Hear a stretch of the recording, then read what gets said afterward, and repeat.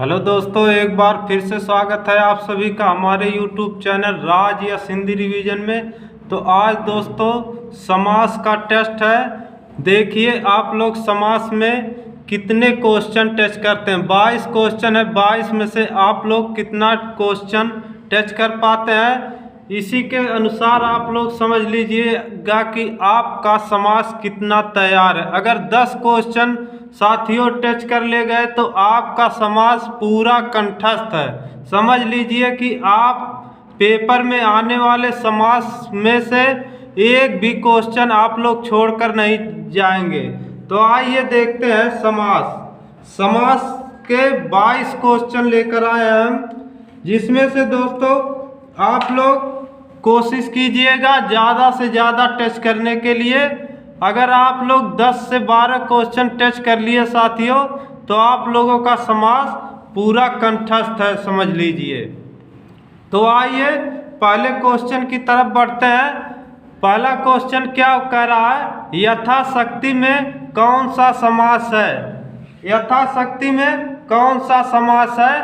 तो ए कर्मधारय, बी तत्पुरुष द्वंद्व, सी द्वंद्व, डी अव्ययी भाव। तो इसमें से दोस्तों कौन सा समास है? तो बताइए आप लोगों को कौन सा समास है। तो यथाशक्ति में अव्ययी भाव समास है। यथाशक्ति में दोस्तों अव्ययी भाव समास है। तो दूसरे क्वेश्चन की तरफ बढ़ते हैं। तो दूसरा क्वेश्चन कह रहा है देशभक्त में कौन सा समास है। देशभक्त में कौन सा समास है? ए षष्टमी तत्पुरुष, बी द्वंद्व समास, सी बहुव्रीहि, डी अव्ययी भाव। तो दूसरा बताइए दोस्तों कौन सा सही है? दूसरे का बी द्वंद्व समास। एक आएगा दोस्तों देशभक्ति में दूसरा समास रहेगा। तो आइए तीसरे क्वेश्चन की तरफ बढ़ते हैं। तो तीसरा क्वेश्चन क्या कह रहा है, चतुर्भुज शब्द में कौन सा समास है। चतुर्भुज में कौन सा समास है साथियों? तो चतुर्भुज में कौन सा समास है? ए द्विगु समास, बी अव्ययी भाव, सी बहुव्रीहि, डी तत्पुरुष। तो तीसरे में कौन सा समास है साथियों? तीसरे का सी। तीसरे का कौन सा सही हो जाएगा? सी बहुव्रीहि समास है। चौथे क्वेश्चन की तरफ बढ़ते हैं अब दोस्तों। चौथे क्वेश्चन में क्या पूछा है, आजकल शब्द में कौन सा समास होगा। आजकल शब्द में कौन सा समास होगा? ए अव्ययी भाव, बी तत्पुरुष, सी कर्मधारय, डी द्वंद्व समास। बताइए साथियों कौन सा समास होगा? तो चौथे का हो जाएगा डी द्वंद्व समास। चौथे का हो जाएगा डी द्वंद्व समास। आइए अगला क्वेश्चन, पंचपात्र शब्द में कौन सा समास होगा।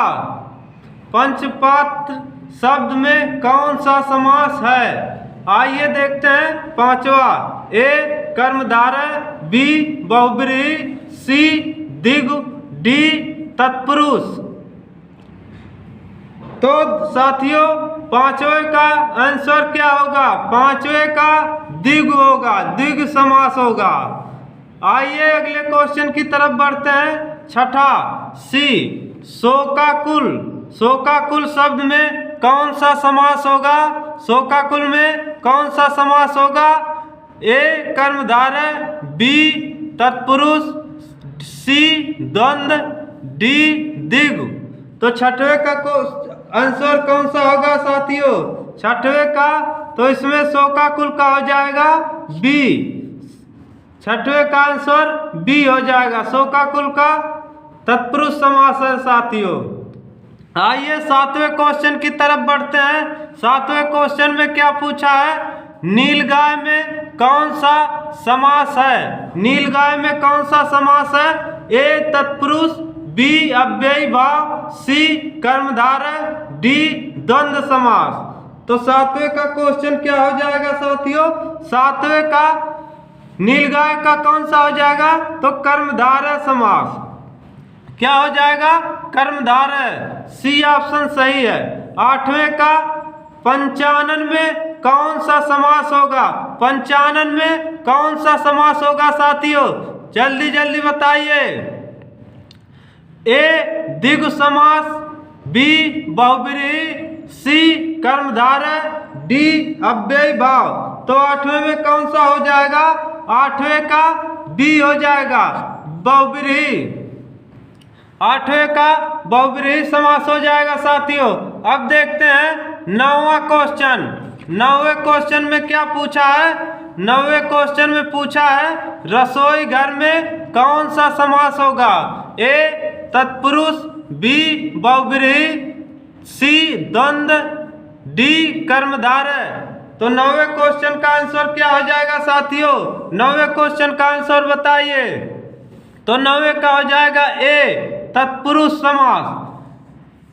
अब 10वां क्वेश्चन देखते हैं। 10वें में क्या पूछा है? 10वें में लोकनायक में कौन सा समास है? लोकनायक में कौन सा समास है?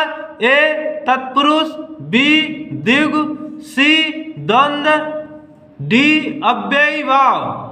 अव्ययी भाव समास। लोकनायक में कौन सा समास होगा साथियों? जल्दी जल्दी से बताइए। तो 10वें का हो जाएगा ए तत्पुरुष समास। 10वें का ए तत्पुरुष समास हो जाएगा।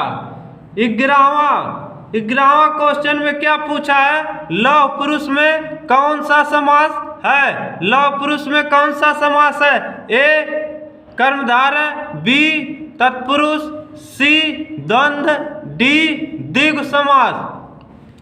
इसमें 11वें क्वेश्चन का आंसर क्या होगा साथियों? जल्दी जल्दी बताइए। 11वें का क्या हो जाएगा? 11वें का ए कर्मधारय समास। अब देखिए 12वां क्वेश्चन। 12वां में क्या पूछा है? निम्न में से कौन कर्मधारय समास का उदाहरण नहीं है? इसी में दोस्तों कंफ्यूजन हो जाता है। को पेपर में जब पेपर दीजिएगा, किसी का कोई भी पेपर हो, तो उसमें ये नहीं जल्दी दिखता है। जल्दी बल्दी में लोग गलत कर देते हैं। निम्न में से कौन सा कर्मधारय का उदाहरण है? तो इसमें दोस्तों कर्मधारय का उदाहरण लगा देते हैं, जो कि इसमें पूछा है नहीं है। कर्मधारय समास का उदाहरण नहीं है। तो हमारा ए नीलगाय, बी नीलकमल, सी महावीर, डी पीताम्बर। तो 12वें का ऑप्शन कौन सा हो जाएगा साथियों? 12वें का हो जाएगा डी पीताम्बर। पीताम्बर हमारा क्या है? कर्मधारय समास का उदाहरण नहीं है। बाकी ये तीनों नीलगाय, नीलकमल, महावीर ये हमारे कर्मधारय समास के उदाहरण है।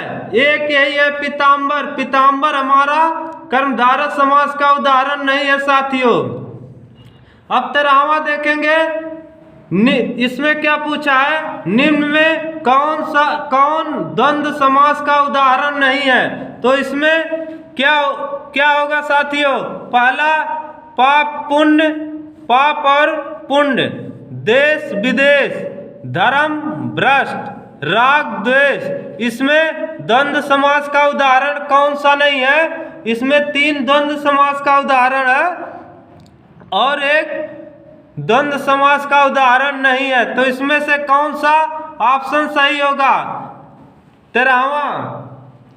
13वां बताइए। 13वें का सी धर्म भ्रष्ट। धर्म भ्रष्ट में ये द्वंद्व का उदाहरण नहीं है।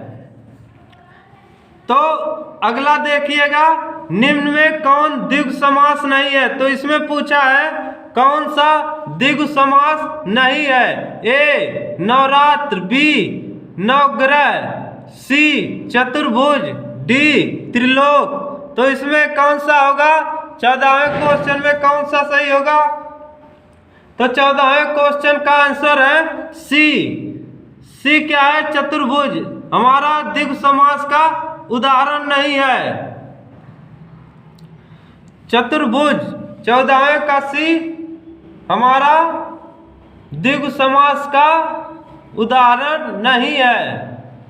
आइए देखते हैं 15वां क्वेश्चन। 15वें क्वेश्चन में क्या पूछा है साथियों, निम्न शब्द में कौन द्विगु समास का उदाहरण है? निम्न शब्द में कौन द्विगु समास का उदाहरण है? ए सतसई, बी हानि लाभ, सी दीनानाथ और डी लौह पुरुष।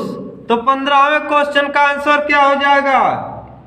15वें का ए सतसई हो जाएगा, ए सतसई हो जाएगा, द्विगु समास का उदाहरण है। अब आइए अगला क्वेश्चन देखते हैं, निम्न शब्दों में कौन कर्मधारय समास का उदाहरण है? निम्न शब्दों में कौन सा कर्मधारय समास का उदाहरण है? ए यथोचित, बी पर्ण कुटीर, सी दोपहर, डी विद्यालय। तो 16वें क्वेश्चन का आंसर क्या हो जाएगा साथियों? तो 16वें क्वेश्चन का आंसर बी हो जाएगा, पर्ण कुटीर। ये हमारा कर्मधारय समास का उदाहरण है। अब आइए देखते हैं 17वां क्वेश्चन। 17वें क्वेश्चन में क्या पूछा है? 17वें क्वेश्चन में पूछा है नीलकमल में कौन सा समास होगा? नीलकमल में कौन सा समास होगा? तो 17वें का आंसर क्या हो जाएगा? 17वें का बी कर्मधारय समास। ये नीलकमल में कौन सा समास है? तो कर्मधारय समास। बाकी ये तीन नहीं है, ये कर्मधारय हमारा नीलकमल समास है। आइए अगला क्वेश्चन देखते हैं, तिरंगा। तिरंगा शब्द में कौन, तिरंगा शब्द में समास है, तिरंगा शब्द में समास है, कौन सा समास होगा? आइए 18वें का क्वेश्चन बताइए, 18वें का कौन सा होगा? आंसर बताइए जल्दी जल्दी दोस्तों। 18वें का हो जाएगा आपका सी, 18वें का सी हो जाएगा, द्विगु समास।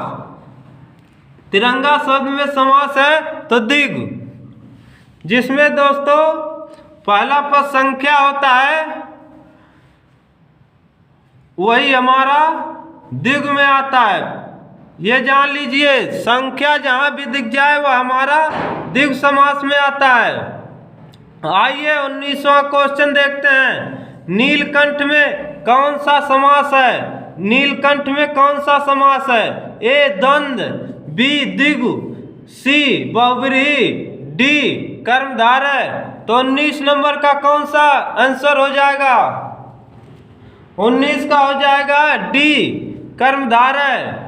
19 का हो जाएगा डी कर्मधारय समास। अब 20वां क्वेश्चन, वाक्य में विग्रह का अर्थ है। तो इसमें पूछ रहा है दोस्तों, समास विग्रह का अर्थ है, कौन सा है?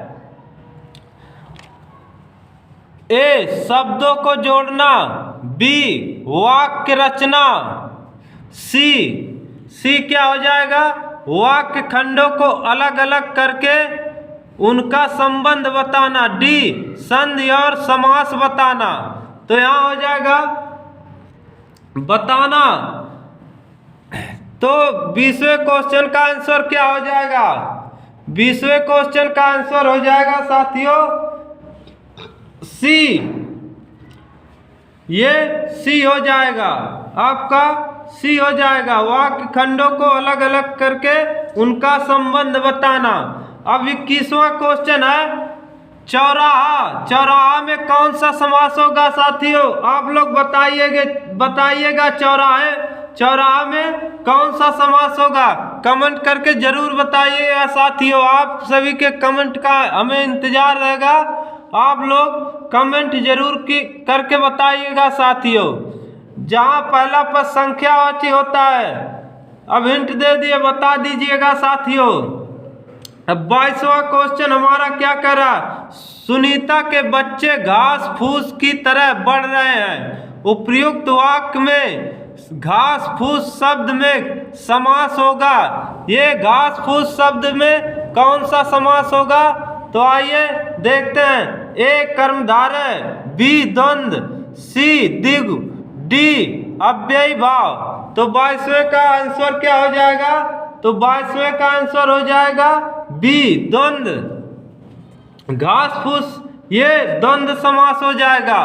तो आज के लिए इतना ही साथियों, अब मिलेंगे अगले वीडियो में। आप लोगों का कितना सही हुआ कमेंट करके बताइएगा। और ये चौराहा शब्द में कौन सा समास होगा ये भी कमेंट करके बताइएगा। आप लोगों को वीडियो कैसा लगा साथियों कमेंट करके जरूर बताइएगा। और लाइक कीजिएगा, दोस्तों के साथ शेयर कीजिएगा, और जो नए हो सब्सक्राइब कर लीजिएगा साथियों। तो आज के लिए इतना ही, धन्यवाद, जय हिंद।